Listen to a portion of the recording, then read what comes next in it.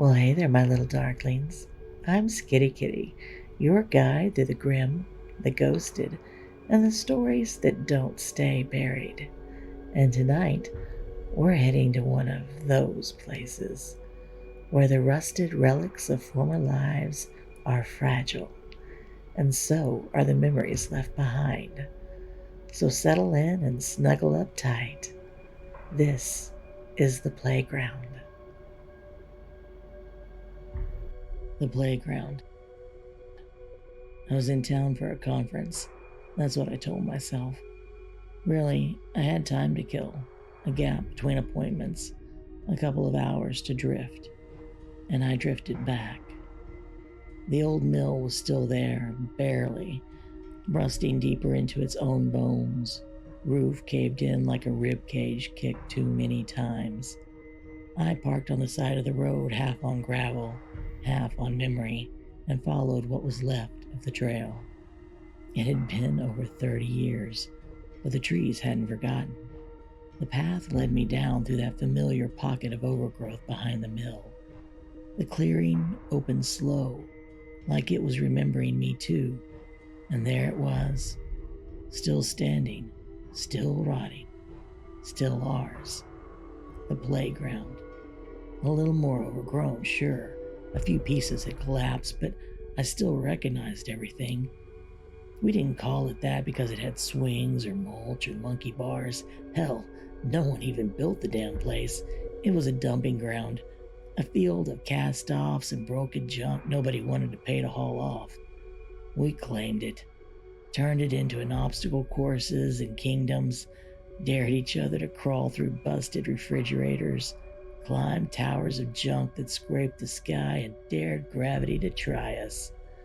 We ruled that place like sunburned gods. The old toilet throne still sat in its place, chipped and sun-bleached.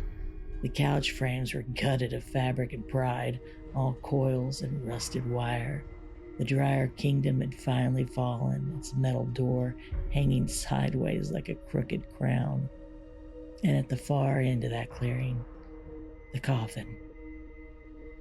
It lay sunken into the earth like it had always belonged there, just enough of the lid exposed to see the faded graffiti mouth spray painted across it, cartoon teeth snarling through the rust.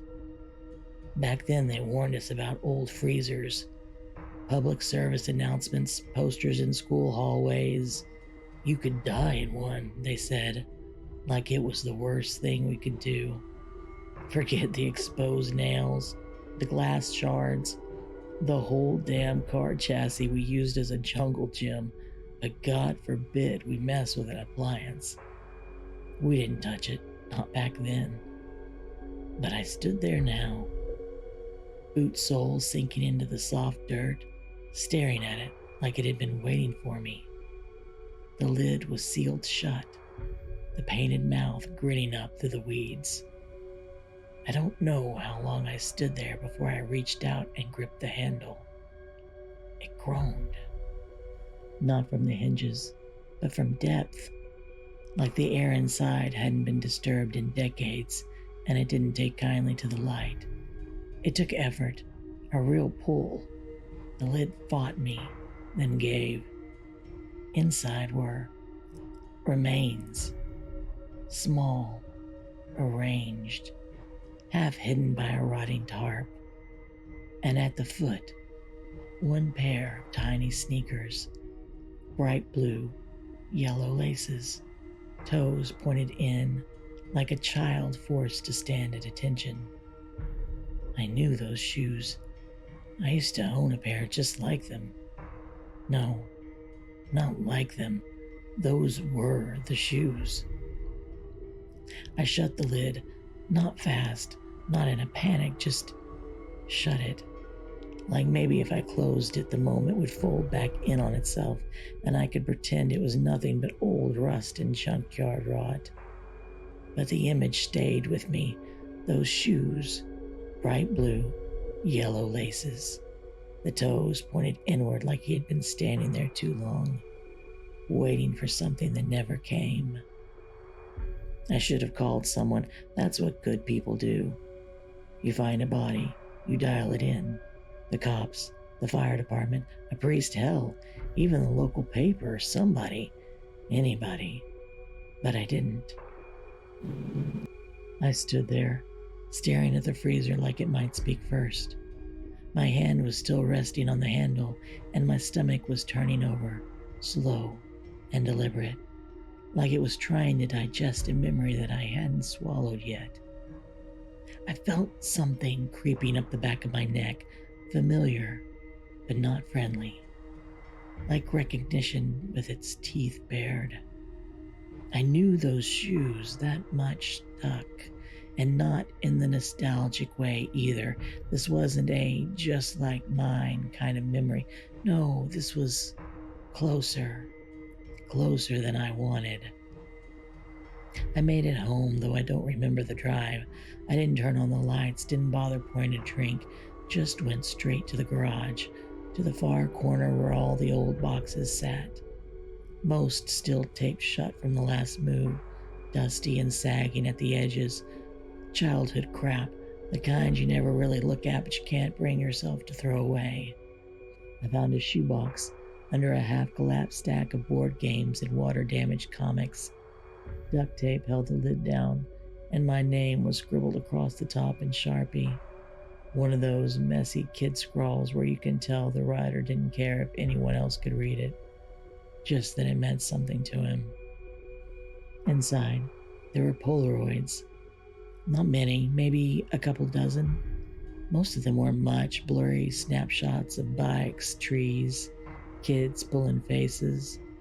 But one caught me, slowed my breath, and stilled my hands. It was bent at the corners and faded at the edges, a photo of the old dump site, the playground. A group of kids in the frame, half in shadow, half grinning too wide.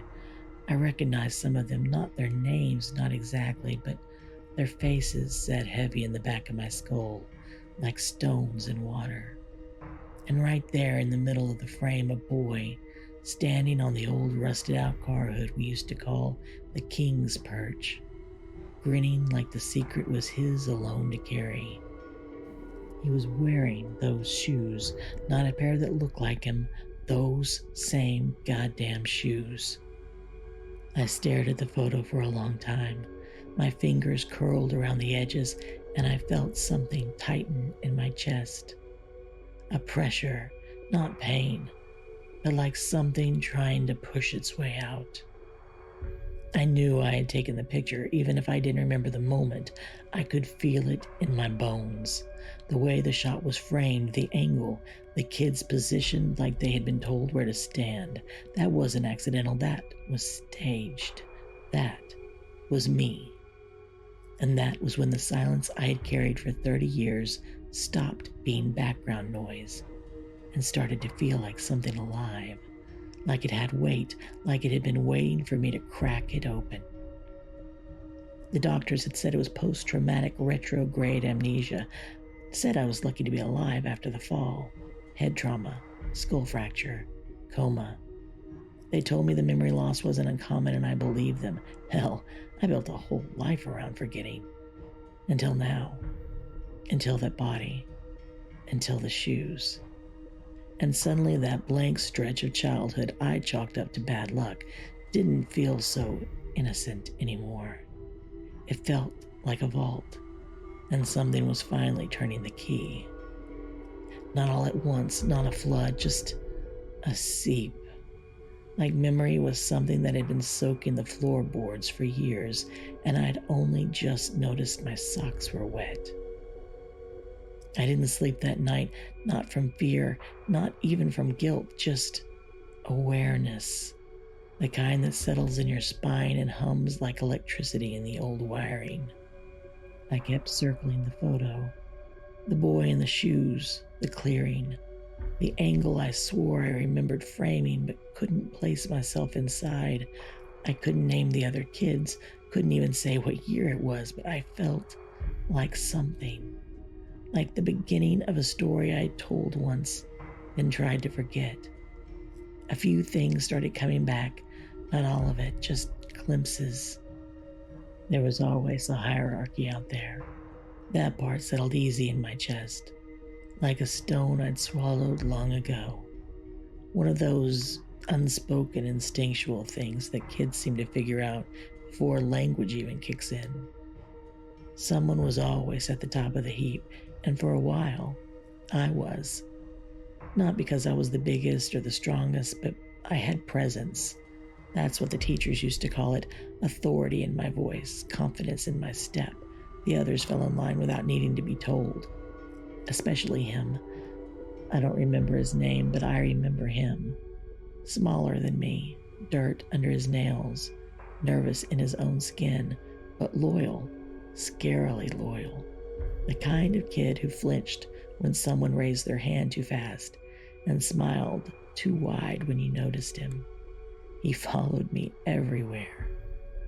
The memories stopped there, like a film reel burning through mid-frame. My hands trembled, but I didn't feel cold. Then the doorbell rang. It was nearly 3 a.m.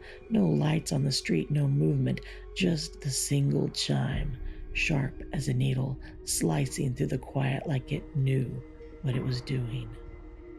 I opened the door. There was no one there, just a small brown paper package. No address, no note. Inside, a pair of bright blue sneakers with yellow laces. My breath caught somewhere between my throat and the past. They were clean, too clean, like they'd never been worn or like they'd been scrubbed deliberately. But the soles were the same, worn just so, a scuff on the left toe I'd seen before. These were the shoes from the photo, from the freezer, from before.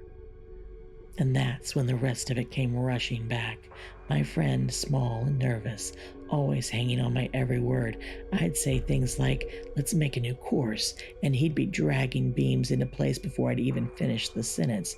He brought the rope, the nails, a hunting knife once, said it was his dad's. I never asked how he got it, and I never told him no. It was games at first, obstacle courses, dares, making the younger ones prove they were brave enough to run with us. Just kids being kids, they'd say. No one paid much attention when bruises bloomed or when someone came home crying. But then the bruises turned into breaks, and the dares turned into traps. One boy slipped while cliff diving. We told him the water was deeper off the left side. It wasn't. His head struck rocks. They said it was a freak accident, a tragedy. His mom lit candles on the bluff for months. Another ran the ravine course too fast, tripped over a root and slammed chest first into a rusted car engine half buried in the weeds. They said he must have been racing, just boys being reckless. No one blamed us. In fact, we blamed him. There were others, all different, all believable, because kids get hurt, and poor kids with nowhere else to go, they get hurt more. We never touched the bodies, never needed to. The world cleaned up after us. Until the last one, the boy with the shoes. My shadow was smaller than the others. Quiet, calloused hands, the kind of kid adults forget to feed and teachers forgot to call on. But he followed me like I was gravity. Would have bled for me. Probably did. I think I like that. We found an old tunnel system under the edge of the clearing, concrete drainage, mostly flooded, half collapsed. No one else knew about it. He helped me pry open the grate, dragged the broken pallets to form a path. We had flashlights, candles, a whole stash of things we weren't supposed to have. And the last boy, we didn't let him go. We took our time. I didn't think of it as cruelty, not then. I thought I was learning. Maybe that's why I became a doctor, Because even as a child, I wanted to understand how things were put together, what pulled the strings, what broke when you bent them too far. He died in that tunnel. I remember the way his sneakers pointed towards the ceiling, toes turned in, like he was waiting to be told what to do next. We didn't panic, we waited, played innocent while the adults searched, brought flowers to the bluff, told everyone he must have wandered off. And when the attention shifted, when the clearing had been combed and forgotten, we brought him back, wrapped him in a tarp, slipped him into the old freezer while the moon watched, wide-eyed and silent. 2 days later, I forgot everything. One of our earlier traps had backfired. Makeshift ladder up the old water tower, bolts half unscrewed for a fall that was never meant for me. I climbed to the top, grinning like I'd won something, and then I fell. Head trauma, coma, amnesia. A few months wiped out like they never mattered. They told me I was lucky. I didn't remember the clearing, or the tunnel, or the boy in the shoes. And I didn't remember him, my friend, the one who helped, who cleaned up, who waited. No name, no face, just a blank space where something used to be. I never thought about why I avoided that side of town or why freezer doors made my chest tighten. I just moved on. I grew up, studied, specialized, learned to take things apart the right way. Scalpels instead of sticks, observation instead of impulse. People called me brilliant, methodical, precise. No one ever asked where it started. And I never thought to ask myself, not until now, not until the shoes came back, still laced the way I remembered tying them. Not until the photo in my hand lined up with the shadows in my skull. That's when I knew. He's not trying to haunt me. He was waiting for me to remember, for me to be ready. The shoes didn't bring back fear, they brought back purpose. And maybe it should scare me when I felt standing there with those shoes in my hand, the hum in my fingers, the hunger in my chest. Not grief, not horror, excitement. I still have so much to show him, and this time, I have scalpels.